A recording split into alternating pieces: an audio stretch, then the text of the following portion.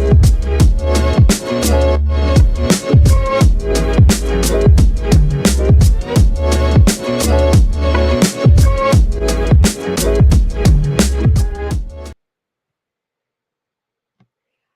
everybody, and welcome. Bienvenidos to another edition of Sofia Speaks, Ask an Educator with the LEC community. We're so excited that you are all continuing to follow us and to join in on some of these robust conversations that we're having about representation, the state of education, and all the bochinche in between.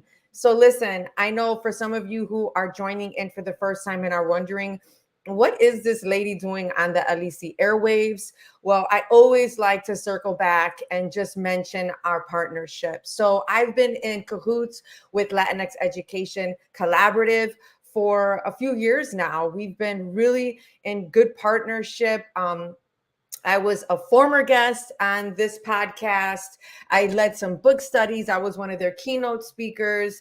And so we just thought that it would be the next best thing for us to just kind of join forces, because their mission and their vision is ultimately to amplify that Latinx voice in the K through 12 space. And they mean it. I mean, and I ain't even from KC. And they said, Miss G, come through here with all of that. So I am here, season 2. And listen, I always like to create a bit of a framework for these podcasts that I have the pleasure and the blessing to facilitate. So my last 2 episodes were with my colleagues from Morton East High School in the Chicagoland area. Whoop, whoop. And we really talked about the importance of alum going back to their old stopping grounds and being a teacher themselves to make a difference, and what that does to our student body. So now the next 2 episodes, starting with this one right here, I want us to venture into this realm of the male Latino educator and really talk about and discuss what is going on with the shortage. Why don't we see too many in our K through 12 spaces? And is there a way out? So I thought that it would be a really cool idea to invite a good friend of mine, a colleague, also from Morton East High School, a male Latino teacher, alum too. So it was just such a nice combination to come and to really talk to us about this whole idea of the identifying male Latino educator shortage, because we know that our student population is growing more and more robust and diverse, and we need to represent the student body that we serve. And so without further ado, before I go into any more of those nuggets of wisdom and truth bombs, let me go ahead and bring onto the stage my friend, my colleague, Joel. What's going on? Mr. R in the house. How are you today, friends? Hey, how are you, Sophia? Good, good. Just got out of work right now, so I'm ready to go. It's fantastic. First week of school is a whirlwind, as you know. So it's interesting to be on your show, and it's an honor. Honestly, you've always had my back, so you know you don't have to ask too much for me to return that favor. How are you doing? I am doing great. And yes, you are in the midst of your first week of school, your first Thursday. Oh man. And it's been crazy, right? So let's just get that out of the way. Like, how has school been so far? Tell us, tell the people. Well, summer's always an interesting ordeal, right? Summer school or non-summer school, but it always feels so short, and there's always the jitters before starting.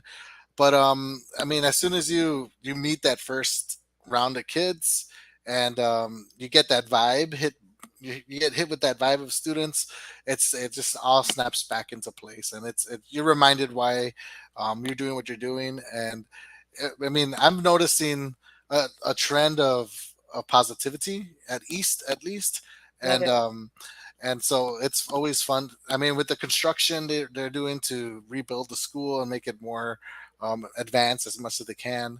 Uh, I think it trickles down to the students as well. I mean, you see it. So every year it gets a little brighter. Good, good. I love to hear it. And for those of you who are trickling in and starting to come on into the studio here, the virtual studio, I am on a leave of absence. And so every time that I get to talk to my colleagues about how's school, how's it going, it like totally means everything to me. And so I'm just excited that we still have heavy hitters in the building, ready to just like make it happen and come through for our kids. But let's get the party started, shall we? I Let's mean, do it. I could definitely give a brief introduction about who you are and who you are to our kids, but let's hear from you. Tell us a little bit about who you are, where your people are from, your cultural landscape. Tell us about, go ahead. All right, yeah, no problem. Well, I was born here in Chicago. In 1985, so not too long ago. Anyways, no, but I grew up in Pilsen, in the Pilsen area. Went to CPS, Chicago Public Schools, first through eighth grade. Irma C. Ruiz, like right in a neighborhood school, uh, growing up in the neighborhoods. Then once I graduated eighth grade, my family moved into the suburbs, the Cicero suburbs, right? And that's where I went to Morton East, where I currently teach, right? And so from there on, it's very different than it used to be, okay? But we made it through, right? I was the first in my family to graduate high school. So my parents immigrated here from Mexico. Okay, Both my mom is from Zacatecas and my dad is from Chihuahua, let's and go. they met up here, which is interesting enough because most of the time that I hear about immigrants families is that they meet in Mexico. The parents meet in Right, Mexico, and either one goes ahead or they travel together. But my parents, interestingly enough, met here in Chicago, and so I'm a first generation. first gen. Yeah, and so yeah, I graduated first to graduate high school, first to get my bachelor's degree, and it wasn't a traditional run through college. I've dropped out a couple times, right, and I had to come back and reevaluate things, and that's something that I always tell my students. It's like Mm, school isn't always the traditional way of schooling isn't always um, like you see on TV, right? right, It's everybody has a different journey, right, and so when I see students struggling, I'm like, just get past this hurdle, and when you feel like in your own life that you're gonna see that the value of certain education when you come back to it, because there's always a chance to come back, right.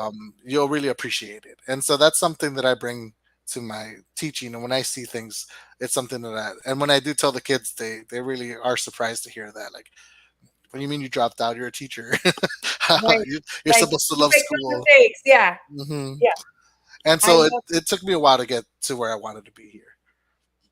I love that. And you know what? First gen from Mexico, Pilsen, then coming to Cicero. Morton East alum, by the way. So it's a hmm nice piggyback off of the last two episodes of our two alum, okay, from our Morton East family. But speaking of family, you've got some love in the chat here. We got Miss Ritz talking about, yay, Joel. Oh, Ritz Let's is here. Oh, go. wow. What's good? Coming back, Miss Ritz and Janet, who are also our colleagues from Morton East High School, watching together. Woo woo! All right, y'all, fill in the chat, fill it up, okay? So think of like amazing comments so that we can get this party started as more people trickle in. Thank you, ladies. For coming through. I know I have a lot of Mortonese peeps coming through the podcast, and I trickle in some Chicago public schools. And next week, we're going to hear from a new colleague of mine from my fellowship, where I just came from India. He's out of New Ooh. York. He's going to talk about the male Latino teacher shortage out in New York. But I must admit, I am biased. I love my Mortonese peeps. I want to amplify y'all voices. I want to showcase your work and just let the people know that we have got something going on. But tell us about your teaching journey. Tell us about your journey to the classroom, and is there anyone that we can credit? Oh yeah, sure. Like I said, I've always been I'm like the poster child for undecided, right? This large group of people that don't know what they want to do with their life. I've always been envious and resented people who were like, I I want to do, as you know, and they have that direction. That wasn't me at all. I mean, I it took me a while to like find my zen, and find where I what make to find what makes me happy, right? I feel you. So like I feel like my journey for I mean I my parents have always respected teachers and education, and I've always thought that that was cool. Like it's like, wow, they really have a lot of respect for for for educators, right? Yeah. They've like taken whenever they would go to school, and visit the school, which wasn't that often. They would always, um, respect the teacher and tell me to respect them and stuff. And so, I see. you know, since I wasn't very smart with like numbers or engineering, because many Latino parents tell their kids, you either got to be a doctor, you got to be an engineer, or some kind of like high paying level thing, right? A career. And so, my mind wasn't at, I didn't like any of those things. So I figured, hey, education, my parents will respect that, so it didn't make me feel like it wasn't an admirable job to go after, right? So, and it was just me trying to find what I like. So, in high school, I knew I liked writing, and reading about books and talking about literature was something that I were the only classes that I kind of found interesting. And so when I went to UIC first I went to Morton College, right? um, to help, because I didn't have the money to go to do university right away, or the grades for the scholarship. So I went to Morton College. I worked at UPS part time, and they paid for the school that's there. It's Nice. very affordable. So I slowly but surely was working through the gen eds and stuff, and that's when I figured I really do like these, writing classes. But I don't want to be I knew I never wanted to be like a published writer to Okay. create things for other like media. I just like the idea of my writing inspiring people, or I felt empowered by doing that. And so I felt like, hey, what if I can make others feel empowered by reading books, and writing and learning to write certain poetry. And that's what's kind of pushed me to finding I could do that, because that's usually where I would feel the most inspired during my those writing courses or those English courses. And then I Okay. transferred to UIC, and that teaching program was great. The whole idea of having a cohort, and going to different schools with the same, um, mentor, while guiding you through that, is what really like made it clear that I wanted to do that. And so, I mean, shout out to Kate Mansky. That's from UIC. She's retired now, but she's out there. And, All right. Russell Mayo was my go to, and so was Todd DeStigler, at UIC. So those were the ones that were like, yes. Even though, I mean, I wasn't the most ideal teacher, because, um, I like to emphasize a lot on relationships.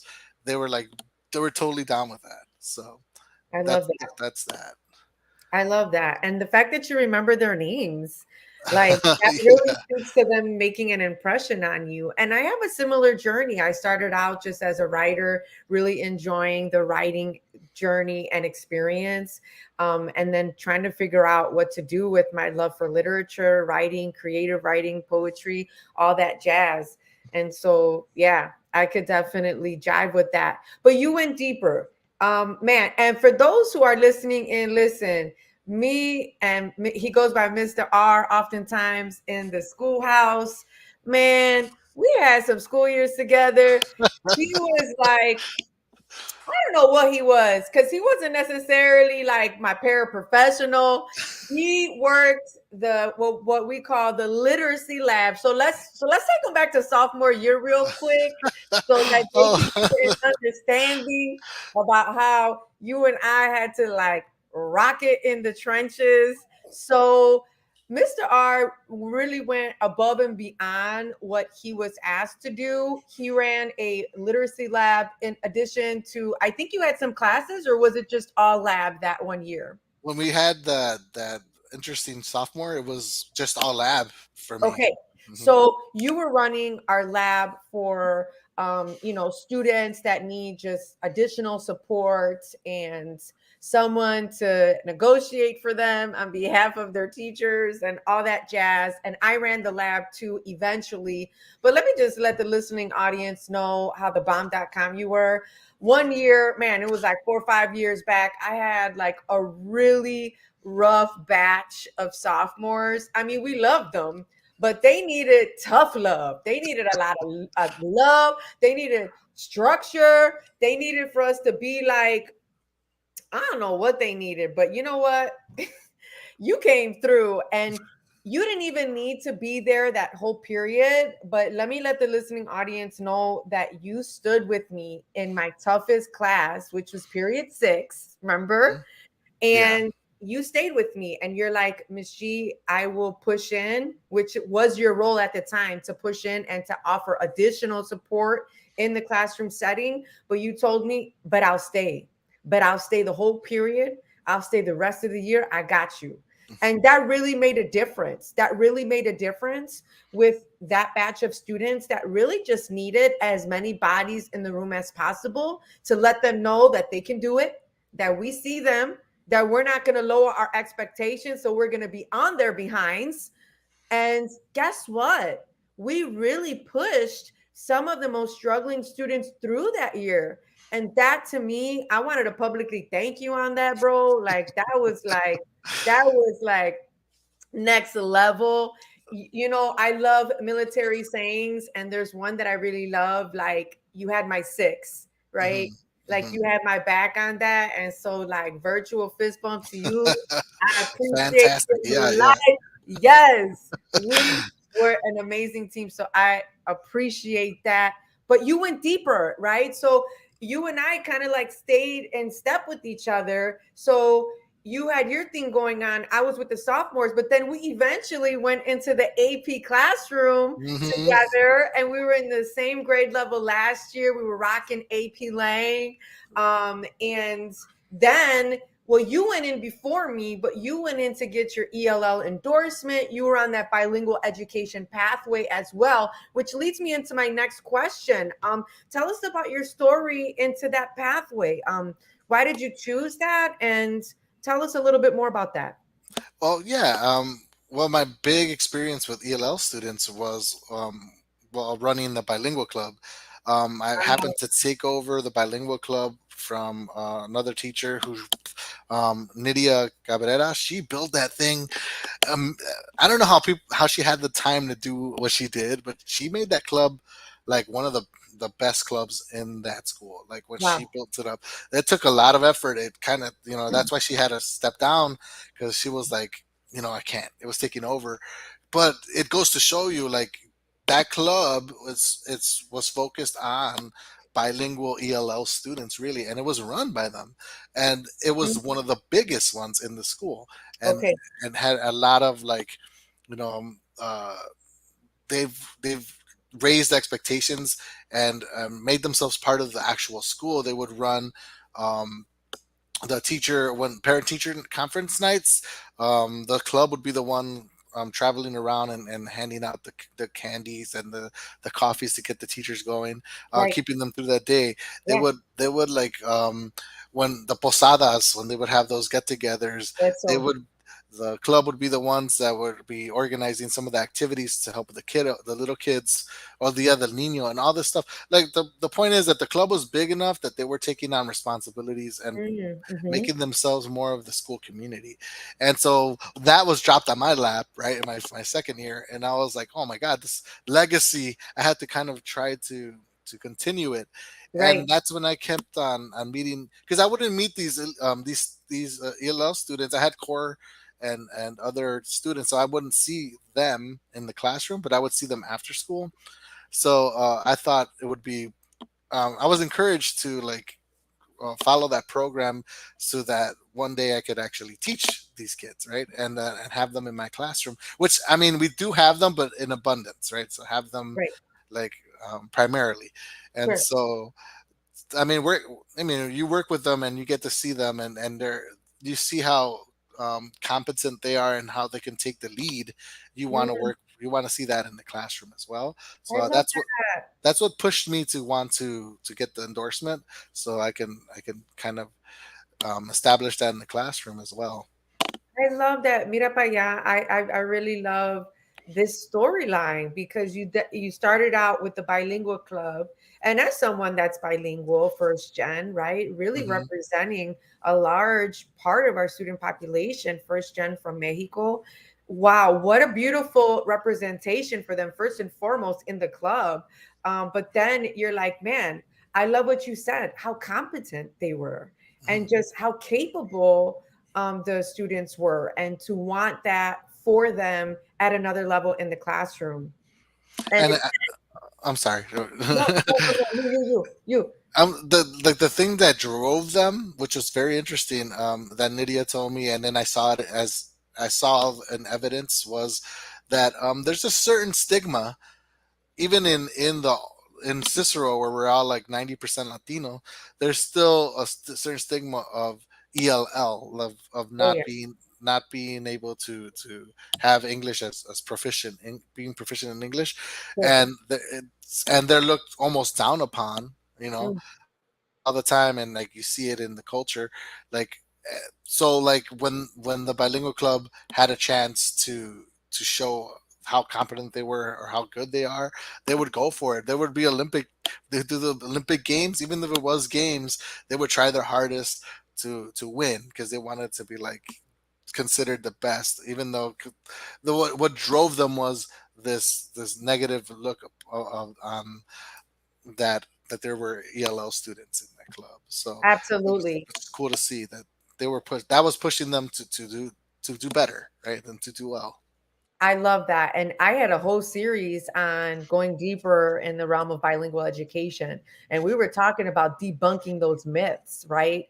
That our EL students, or what we like to call our multilingual learners, speaking from an asset framework instead of a deficit mindset, Hmm. Hmm. that they are beyond capable. And in addition, they are working superhero powers, functioning and operating with two languages firing in their brains as they translanguage code switch. We should want to be more like them. Do you know what I'm saying? Like, Yeah.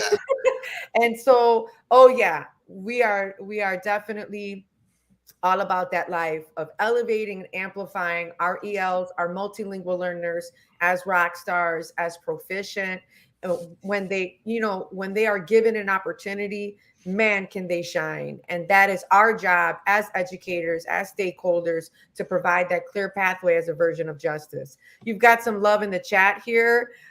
Miss Solis, awesome job, Joel. Yeah. Thank you. So keep them coming, everybody. Keep those comments firing in the chat. We love to see it.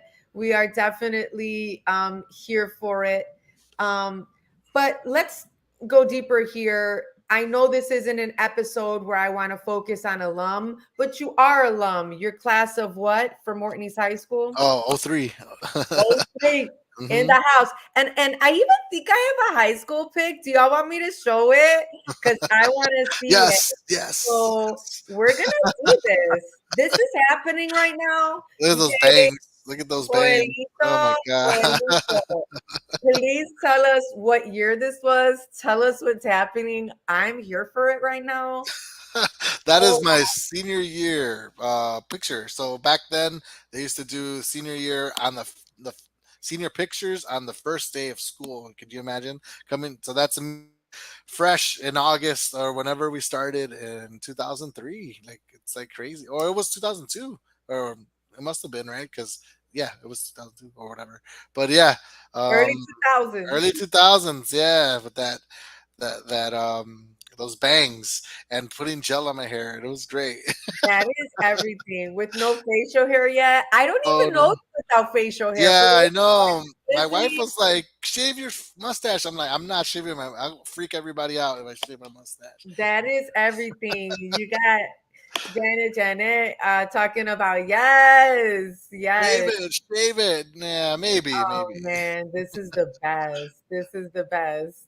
Love the hair, she said. Love the hair. Ha ha.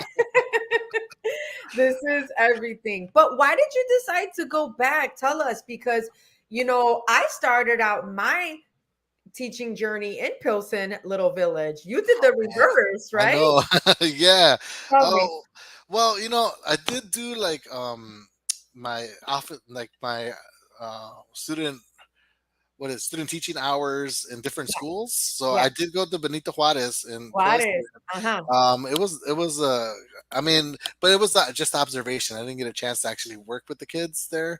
But then I did my actual student teaching in Inglewood, and Inglewood. yeah, it was Lindblom Academy. It was where you have to like you get selected to go in that school, selective enrollment school. Selective enrollment. Yeah, Uh-huh. so they were like but it was largely African American, Sure. and so it was Okay. interesting to be in a school like that, and feel the vibe there, and as opposed to somewhere like Juarez, or Uh-huh. or even back in the yards, which is not too far from that one. Right. And so I was able to see and feel the vibe of the classroom and the school.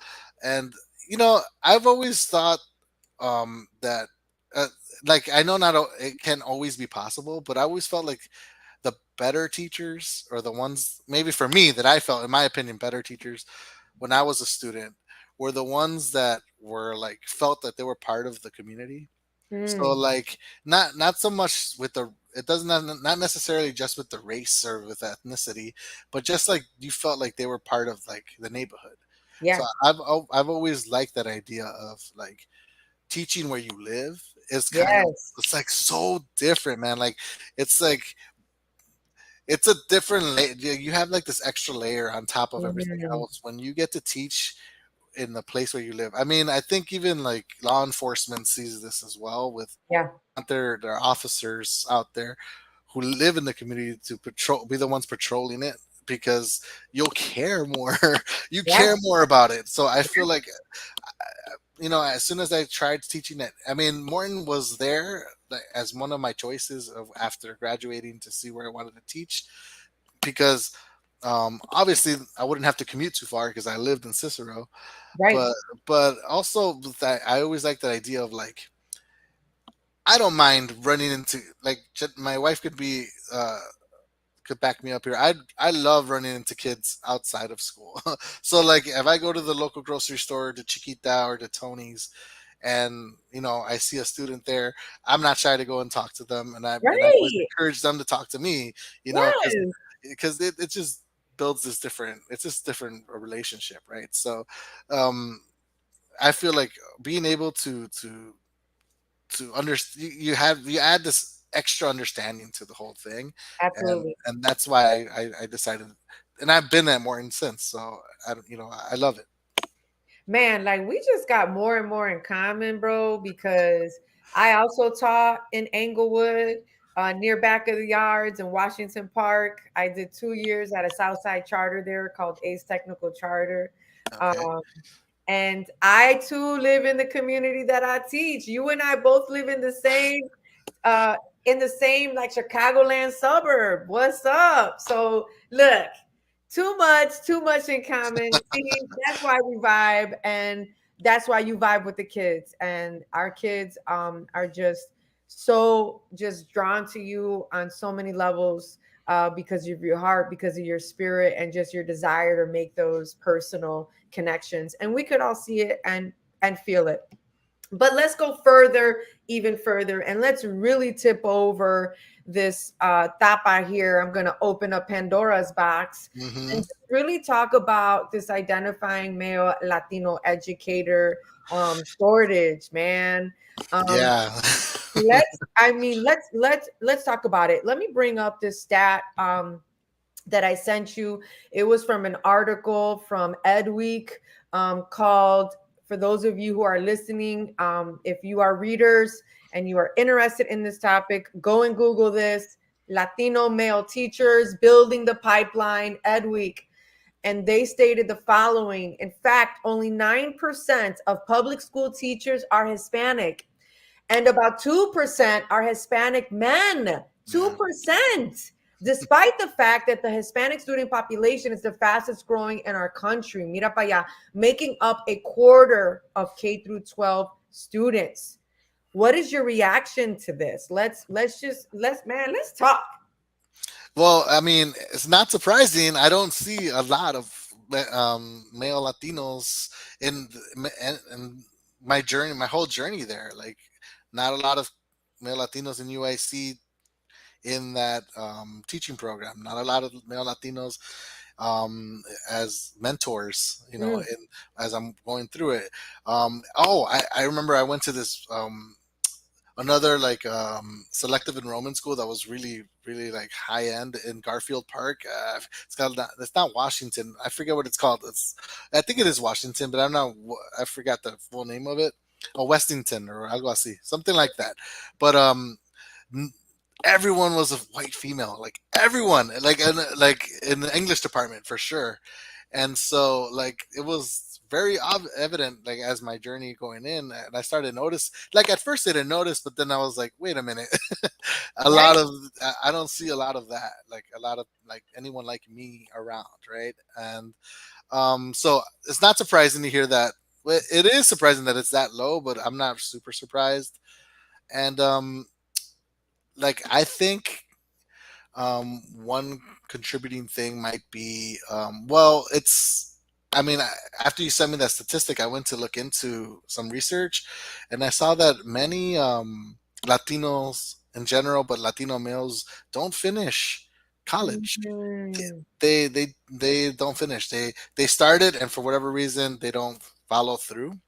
mm, And I think a lot of that reason they don't finish is because um, while they're taking their journey in education, there's a lot of avenues open up for them that lead to pay. Now they pay to get either a job somewhere that yeah. might pay them more, and so that they follow that instead of trying to finish their education.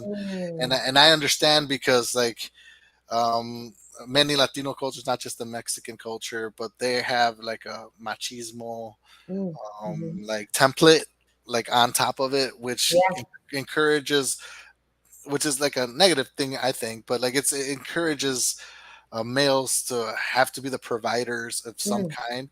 So if they get married early, or if they right. have a family, and it very first generations are very family oriented, Oh, and yes. it's everything for la familia, right? It's like For you the have to, familia. in Cicero, there's families that live that buy these houses or these buildings that have multiple floors, so they could have family, the next generation, and it's like everything they make is to perpetuate the success of the family. Wow. And so this idea of like, well, if you go to work now, you know, instead of staying 4 years in a university, you can start making money now and support the family now. And they don't think long term, because it's hard for us to think long term when the situation is we got to provide food, right? Or we got to Right provide now. shelter. And so I think that that's one of the things that drives the graduation rates down. But Mm, then when you go into education, it's like when I had the opportunity to go to ISTE this year, the ISTE in Philadelphia, yeah. with Janet and with Yeah. other I Morton saw that. teachers, and that was something that they were talking about. In the keynote, they had uh, one of the topics was talking about they were trying to push for more black and brown teachers, specifically black men, to be Yes. teachers, to be representation, being there. Whole movement for the Black educator. Yeah, A for the whole black. movement. So like Sharif El Mekki he's the, And that, and that's my friend, yeah, Sharif. he's the CEO of this one Yes. mentoring program that pushes Yes. Black young men. educator And development. Shout that, out to Sharif. I sat on that's a what I'm panel with him. saying. Yes. I'm telling you, he was on there and he was just like, you know what, like there's mentoring programs that can help um like open up avenues for young adults, black men and brown men, to want to join the educational field. Because you know what he says, what struck me, which was very interesting, was like they're not invited to this field. Like if Mm, you typically think about the young Latino or black man, men in the school, they're never told. They're quite not often not told that they can be a teacher. You know that right. they're invited to be like. And so he encouraged us, all the teachers that were there, to, when you're at school, like, and if you see a kid that's doing well and likes and that might dig this career, just invite them. Like, Johnny or whoever, like I could see you as a teacher. I could see you as working here with me one day. And that, even just that little message can push the kid to even think about it, right? I love As it. as a stepping stone. But then those mentoring programs that he does, that's where it's at, Miss G. That's where it's at. I think Absolutely. that would help raise that number up. I love that. And just doing work with Sharif from like all over the country. And I'm also part of a mentorship program called Edifying Teachers. You're right. The mentorship piece is a huge component specifically for emerging educators of color and pre service first, second year teachers. Those are critical moments. But like you say, and to your point, just even trickling back, um, this idea of the male not finishing or the male Latino student in college not finishing.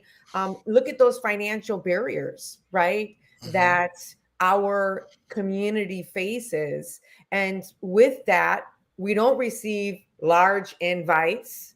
And with that, the pathway to the classroom isn't paved and wide open. And so we have these gaps. We have these gaps, and we also have what is called a leaky pipeline.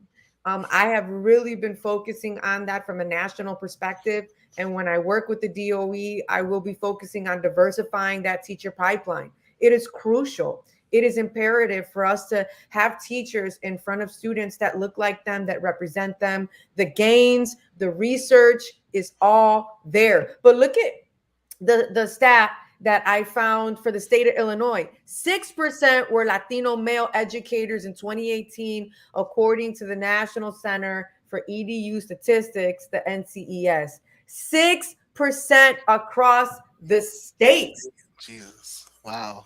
Whoa. And again, the Latino population is the fastest growing in the United States. So if you invest in the Latino community, you are investing in the future of our democracy. Hello, this is serious. Yeah. You've got more love in the chat. Miss Lopez coming Oh, through. Lopez. Hi. Hey. And She then ran my the bilingual club with us too. yes. And then my brother-in-law wanted to confirm. Thank Westinghouse. you, Yes, Art Westinghouse. There we Westinghouse. go. Yes, There we yes. go. That's it's been so long, man. I'm like, oh, I remember that though. I uh, feel that. I feel that.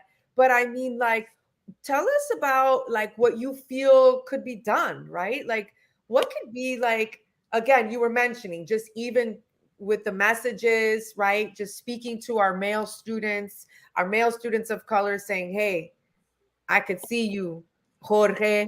I can see you, Israel. Mira, I can see you. Okay. First of all, I see you. And second of all, I could see you in this profession, making a difference. So then you said really working on those messages, the mentorship. What else do you think could really pave the way forward?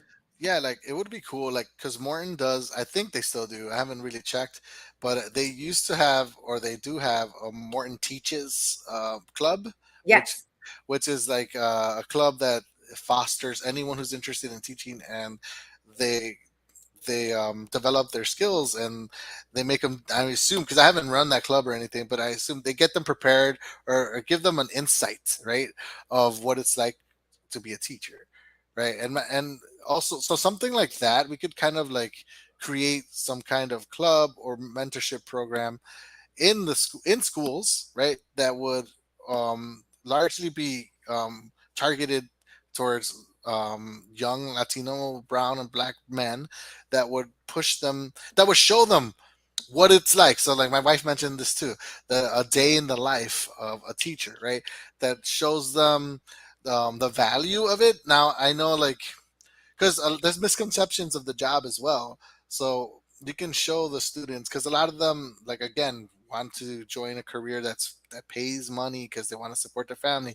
Um, as if they join something like that, we could show them that although teaching, yes, is not the career to make the millions of dollars, Right. there is it does pay off. I mean, there are avenues that you can do to make money, and Sure. that's something that they can learn, and it's worth the the challenge and struggle to go to it pays out, not just emotion, not just like with your soul, right? But with your wallet as well, right? The club is still there. Yeah. So we've got more comments coming in through the chat. Miss Brenda Lopez, who was my guest last week, who held it down when I had a Wi-Fi failure bomb out. She said the club is still here. And I learned that there's even a class for those who are interested in teaching. It just started this Oh, year. class, even Thank better. you for that. Again, this really is reminiscent of the recommendations that are being brought forth at a national level in the spaces that I'm in. I'll have you know, reminiscent of the grow your own, right? Grow Mhm. your own programs that are really just starting to surface across the state, across the country, because again, there's such a large deficit. And the research is really pointing to, if you want academic gains, if you want to close these opportunity gaps, because it's not just about achievement as much as it is about opportunity. Because if our students were given the same opportunities as their more privileged counterparts, we still wouldn't be having these conversations. And that's why we need more educators in front of them that look like them so that they could see there is promise, there is possibility, there is an opportunity to generate income, to make a difference, and to really be part of moving society forward. You see, it gets me all fired up, Mr. Mhm. R. It gets me all fired up. Miss Oli's talking about, I'm hoping the 6% improves, but I'm so proud that Joel is part of it, as am I, as all of us are. Brenda came back and told us in the chat, for those who are not viewing but just listening, oh yes, we need more male BIPOC teachers. UIC has a new mentorship program called Me Mister to support, or what is it? Called Me Mister to support this specifically. So again, we've got these robust mentorship programs that are surfacing, and they're not just any program. Let me just tell you all, like these programs that are really starting to surface, they are culturally sensitive. See, there's a difference between just mentoring a teacher, right? You know, the teaching pedagogies, the best practices, the classroom management. We need that, and that's necessary. But there's something to be said about specific programs for BIPOCs, for communities of color, where we have to circumnavigate unique challenges like paying the invisible tax, where we're asked to translate and we're not compensated, Mhm. where we're the only person that is representing an entire race in a department or a grade level at times. And we have to carry that burden. We ourselves struggle with upward mobility as educators of color because of our financial barriers, because of our financial constraints, and because of our needing to work twice as hard in different spaces to move ahead. I get fired up, y'all. Okay. But this is where we're at right now, and this is why we're talking about it, because it definitely needs to change. But listen, once we get these bomb educators in the space like you, okay, you know, educators of color are often known to push the envelope with curriculum, making it more culturally sensitive, disrupting the text, which is one of my favorite pastimes, and just really getting that diversity in that classroom. I want to just highlight something that you did. Listen to the listening audience. My guy right here did a project that I'm still beaming about, talking about, and a lot of the Morton community is still impacted by. You did these incredible murals, and I'm going to go ahead and push one up. You did this whole mural project. Please describe the paintings. Tell us about the project for those who are just listening. If you could describe, because obviously they can't see it. And just tell us about this project that I think was so culturally the bomb, represented diversity, justice. You had all kind of things going on. You brought an outside organization in. You were working with the communities. The kids were painting, expressing themselves. Oof. Tell the people, it gets me excited. Yeah, so yeah, this is one of the projects that we did that I'm so proud of, and I still have those murals in my room.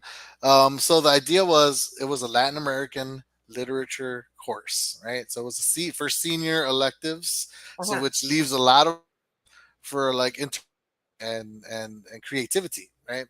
And so something that Morton does well, I think, I because in my opinion they do very well is like provide coaches, all right, Mm, like coaches, teacher yeah, coaches, because and the cool thing about teacher coaches, not only can they you could bounce off ideas with these coaches that used to be teachers as well, right. but they have connections, they have the connects that can provide you with supplies, ideas, and resources that you as a teacher might not have right away, right? So, because this I did in my second year, which I didn't know that many people, but Carol Madrano was the coach I worked with, and it was I wanted to empower. All I knew is I want to empower my students in some kind of way, right?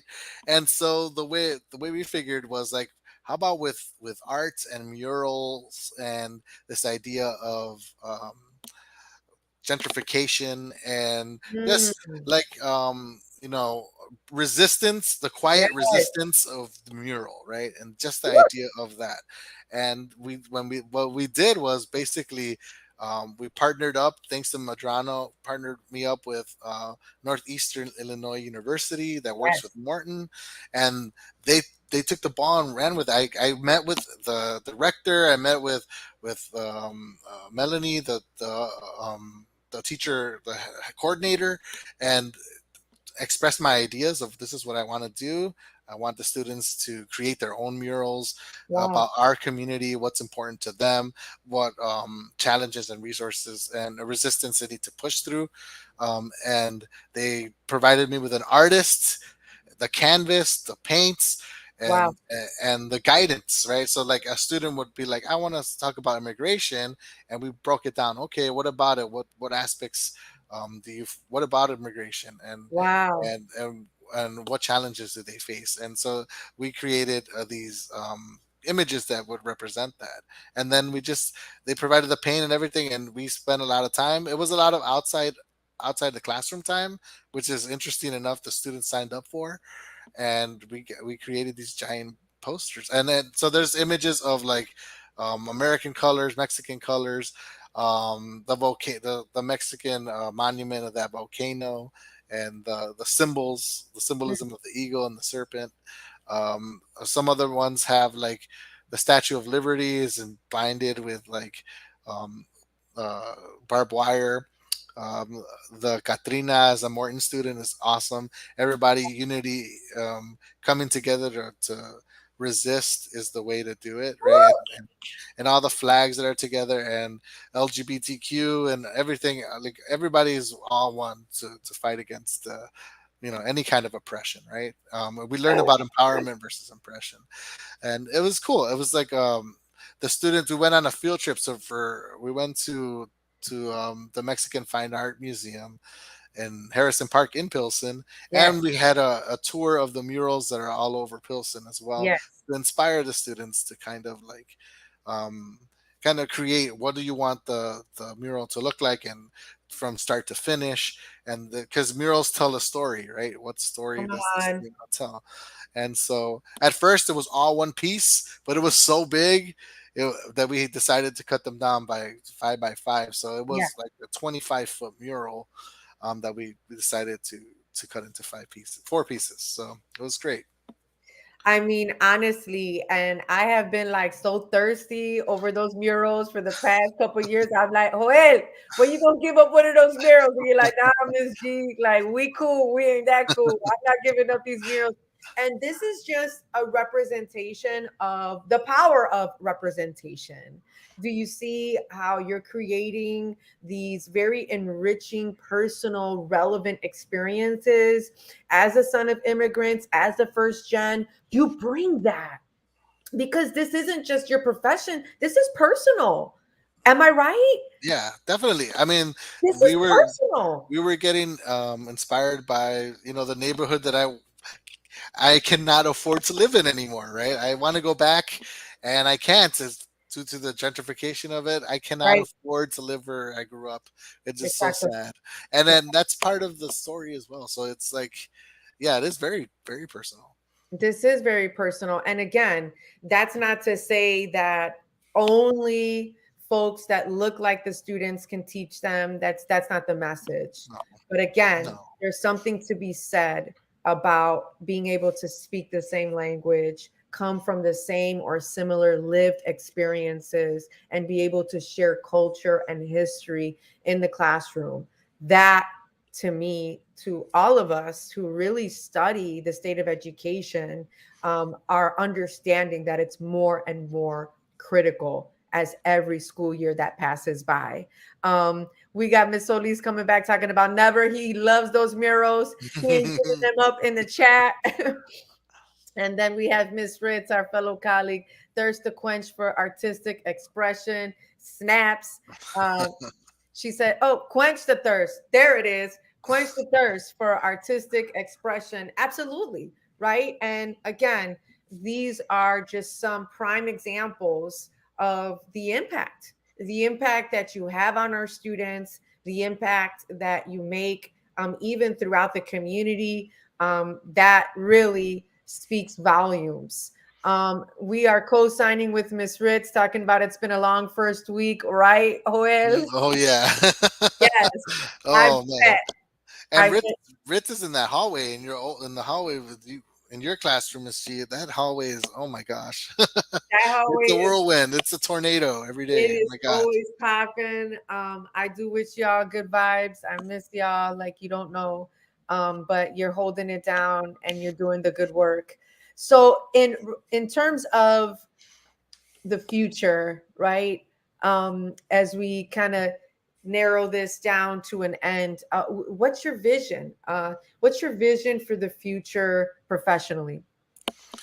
Oh, I don't know. I mean, that's a good question. I don't see myself leaving Morton anytime soon. I mean, I really enjoy where I'm at. I mean, the community and the way that the school is operating at the moment. It's fine, and it's like I feel like now that we're talking about this, since I might want to, I mean, run something like a mentorship. It would be Mhm. nice to do that. I love Um, that. like that, like to promote and encourage young Latinos men to join the education. I think that would be dope. Like put my own flavor on it, but but like transition from bilingual club to that kind of space would be cool. Because I do have some students that do come back even as early as like all my AP kids this year. It's the beginning of the year, so they're still getting into their own senior year, but a lot of them come back and visit me in my classroom now. And many of them, when they do visit, I put them to work, right? I put them to do something while the class is going on. And so mentoring someone to get them to see what it's like to run a classroom, it Mm, sounds interesting to me, and it's something that I would want to kind of follow into that. I love That's where I'm at right now. I love it. And whatever you choose to do, like we know that you're gonna do it with all your heart. We know you're gonna do it with with the best intentions, because at the end of the day, representation matters. Does. It really matters to our students. It really matters even to us, right? That we're able to represent our culturas, that we're able to be our ancestors' wildest dreams, right? Like that Yeah. we're able to make our parents proud. I mean, I'm an immigrant daughter as well. My father came from Mexico when he was 8 years old. My mom from Puerto Rico when she was six. Though PR is a commonwealth, she still experienced very similar and often negative integration experiences as she tried to integrate into the society here. Um, and so it does, it really means a lot, not only to our students and their families but to us as well. So we support you onward with whatever you do. We've got Miss Ritz talking about once a Mustang always a Mustang, which is our school mascot, for those of you who don't know. But we're nearing into the close here. So I'm just gonna hit you with some fill in the blanks and then some rapid fire. I couldn't do rapid fire last week with Miss Lopez because of my Wi-Fi debacle, but we Oh got no. some minutes here. I'm gonna hit you with them. But let's start with our fill in the blanks here. Shall we? So fill in the blanks for me. What I really desire for this school year is. Ooh, student growth. Like I want my students to do better than they did last year. I mean, we got our results for AP. They could have been better, right? So I want to raise that performance level. So that's my goal. I want them to do better than last time. I want to be able to make sure that they hit their goals I for sure. love that growth mindset. We're going to stick with the growth. And guess what? Growth doesn't have to look identical to the next person or to what we learn in our textbooks. Man, growth could be like, guess what?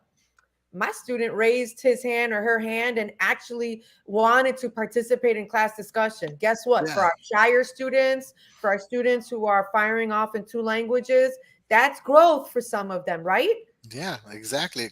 Well, like remember, one of the lowest scoring attributes for our students is gratitude or Mm, zest or something like that. yes, So like being able to like instill that if they feel grateful for how awesome they have it to be in your class, Miss G, like it's something that's a growth right there, or they absolutely. need to be more zesty, which means just be more like um active and want to take the lead, and if they do like participate when they never talk and they start talking, that's great. That's a win right there. That is a W, and we'll take it. What teachers need right now is, um they need support. They've always need support, right? What they need support in all aspects. Financially, they need support through admin. We need support come on, through parents. We need to support with like just the community in general. Like yes, we just need everybody's help to hold retention. Hold them, Miss G. They're leaving. yes, we have Like, to retain. That's why teachers, I took a teacher leave of shortage. absence. I'm Teacher working on it. shortage. I'm Teacher gonna, shortage. yes, I'm gonna work on the shortage with the Department of Ed. I'm gonna work on that pipeline one leak at a time, man, because something to be said about retention and attrition. That's a whole other podcast. I digress. Hmm. Um, I want my students to leave my classroom every year feeling Empowered. I want them to like feel like they can take over the world because they are the future. I want them to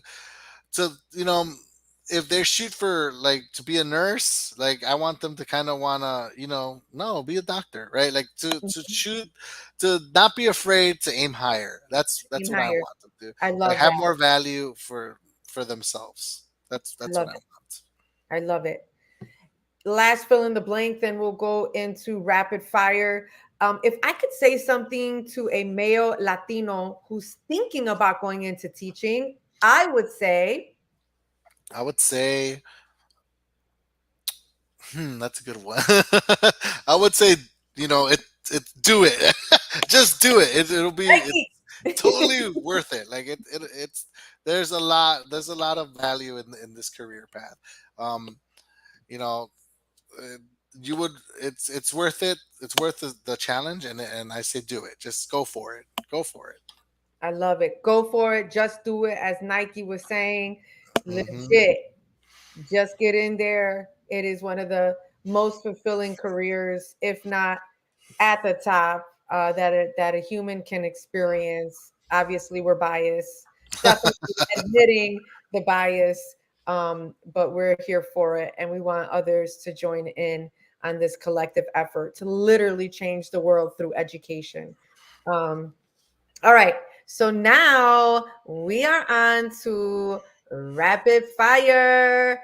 Oh, Yes, we are. This is this or that.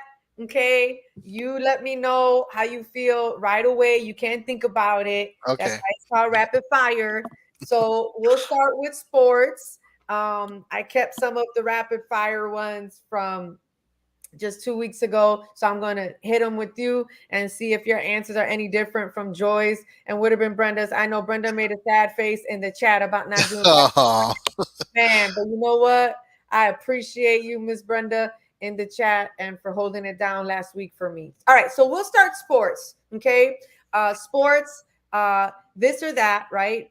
Think okay. about this quickly. Sox or Cubs? Oh, that's Cubs. Cubs. Cubbies! Cubs. Go, Cubs. go. North side. Let's go. Right. So look at I'm a Cubbies girl for real.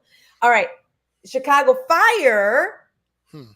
our soccer team, or Chicago Bulls? The Bulls. Oh, Bulls. I grew up in the '90s, Miss G. I'm a right. Jordan guy. Come Let's on. go. We got the I J's get, too, the Jordan ones. Come on yeah, now. you know Yes, it. I'm that's still right. loyal. The lovables, the lovable losers. I don't care. I love them. The I know, Bulls.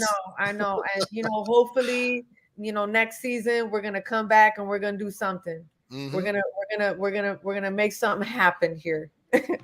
um, last one in the sports category: Super Bowl or World Cup? Ooh, Super Bowl. Super I Bowl. like the halftime show. Okay. And it's an excuse to eat a large amount of food that you'll never Yes. finish. I Yes. just like that more. It's one event. It's more special. The Okay. World Cup is great, but it's a longer event. So, Yeah, and like our kids, don't they love the World Cup? They be all up in oh our yeah, couch we were watching it live. streaming that during Yeah, class. I didn't. we're That like was great while we're Mexico like played. forget it. Let's just stop teaching and let's just put it on our Promethean Hmm. boards. Yeah, Hmm. got it. All right, now we're on to the music category. Let's see how you feel, what you Oh, vibe with. music. Okay. Okay, Peso Pluma or Bad Bunny? Bad Bunny. I'm sorry. Bad I got Bad Bunny. Bad Bunny. Bunny. Yes. Hey, The Peso Pluma. hey, I can't. I hey, can't. hey, hey. Yes, yes, yes. I mean, we can't. You know what I'm saying? He's just like top of the world right now. And he likes pro wrestling, which is great. Um, Interesting. Bad That's an Bunny. interesting fact. Bad Bunny's had actual WWE matches. Miss G. He's been in there. That's true. I like Hmm. saw him in like a little scene. This is just on the down low because y'all probably gonna laugh at this, but I saw him like fighting like in a news conference, but it was made up because you know that the wrestling is like half acting, half for real. Hmm. Hmm. And he was like egging on a professional wrestler, and I'm like, why is that doing that? And my son is like, Mom, this is all for play. I'm like, oh, I was like, what is he doing? Getting all crazy in like a news conference, but it was like so part of the gimmick. And I'm like, wow, Hmm. I missed that memo. Okay, está bien, está bien. Okay, salsa o mariachi. Um, Mariachi, because it's just Sunday mornings. I hear that. But salsa's great too. I don't know, but I feel like I could clean better with mariachi music. I guess with Okay, Sunday you morning. can clean better with mariachi. Okay, Karol G or Alicia Keys. Hey, Alicia Keys. okay. I mean, she's hot right now. They're both hot, but Hmm. Alicia is definitely a vibe. She's like a whole entire vibe. Like Hmm. she's super dope. Okay, now going into food, tacos or tortas. Tortas for sure for me. Oh, I Tortas. didn't know that. Okay, Hmm. okay, all right. I thought you would have went the taquito route, Mm, being you Italian. know. Italian. All right. Okay, horchata or Jamaica. Horchata. Horchata, yeah, me Can't beat too. I feel like, horchata. right? I love both, but horchata I has know. It's a classic. Like we can't, right? Yeah, we can't move around that. All right, last in the food category. Then I'm gonna hit you with some justice thoughts, and then I gotta get you out of here. all right. Churros or flan? Churros, easy, Miss G, easy, easy. You know, there's That's so a many given. flavors now, right? There's like they're filled with little things, like all Hmm. kind of different flavors, from Oh chocolate yeah.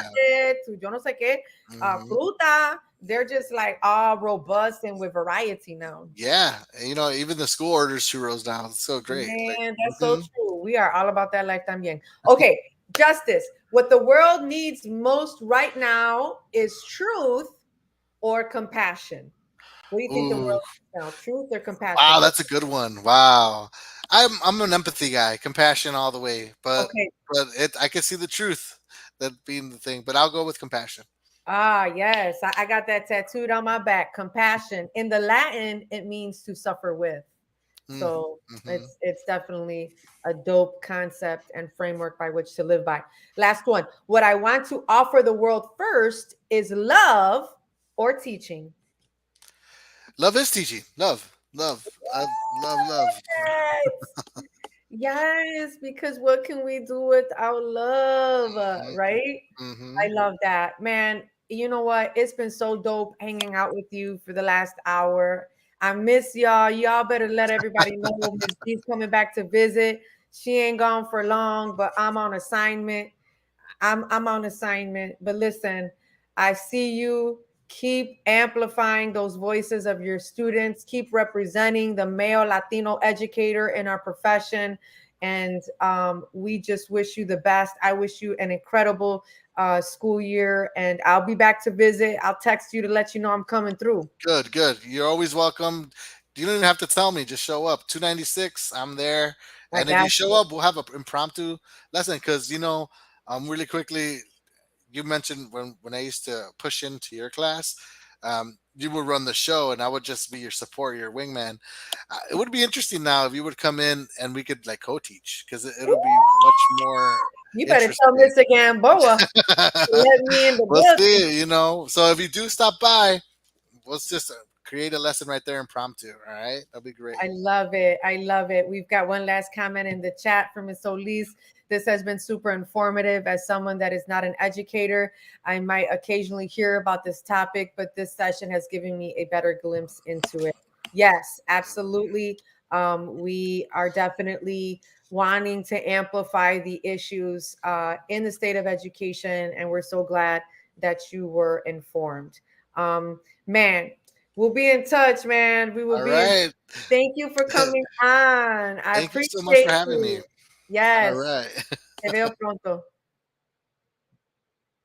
So I'm just so excited that you were all able to hang out here. I've got a few closing thoughts that I like to call a second with Sofia Speaks. Just a few years back, our stats were showing that only 2% of our teaching force were Latino male educators. These numbers are alarming and need prioritization.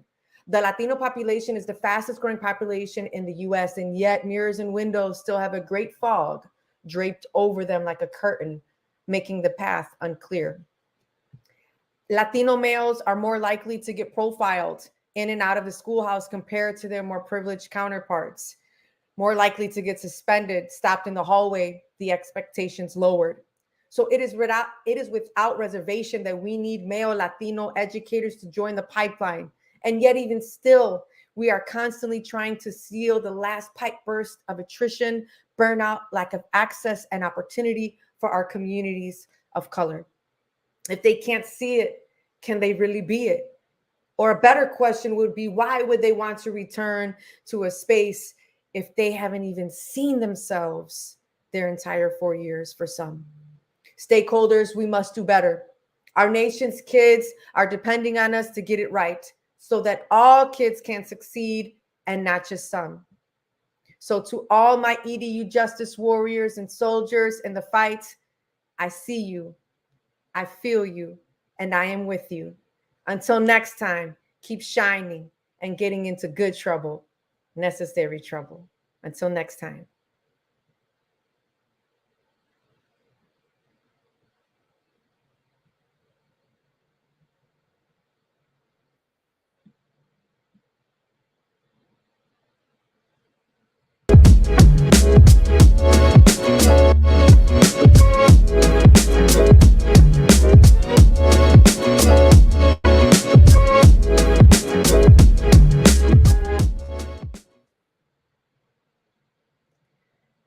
Peace out, y'all.